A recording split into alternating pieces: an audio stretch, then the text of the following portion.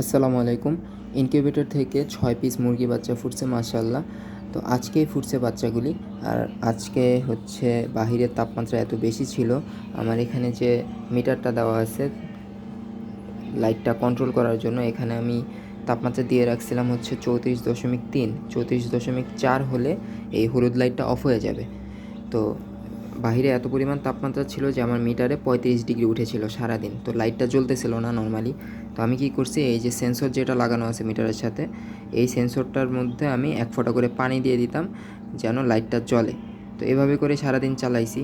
আর এখন রাতের বেলা আবহাওয়াটা ঠান্ডা হয়েছে, তার উপরে সেন্সরটা হচ্ছে দেখতে পারতেছেন বাহিরে বের করে রাখছি। তো এখন অনেকক্ষণ ধরে লাইটটা জ্বলতেছে, তো ভিতরে একদম তাপমাত্রাটা বেশি হয়ে গেছে, মানে উপযুক্ত তাপমাত্রা হয়ে আছে এখন। যার কারণে বাচ্চাগুলি এক একটা এক এক দিকে ছড়ে ছিটে শুয়ে আছে। দেখেন এই যে এটা ঘুমাইতেছে, তারপরে এই যে এখানে 2জন, এখানে 3জন। সারাদিন হচ্ছে 6টা বাচ্চা একবারে একটা সাইডে অল্প একটু জায়গার ভিতরে গাদাগাদি করে শুয়েছিল শরীরটা গরম করার জন্য, যেহেতু লাইটটা একটু পর অফ হয়ে যেতেছিল। তো এখন যেহেতু লাইটটা একটানা জ্বলতেছে, ভিতরে অনেক গরম হয়ে আছে, তো এখন এক একজন এক এক দিকে। এখন আবার এই সাইডে চলে আসছে।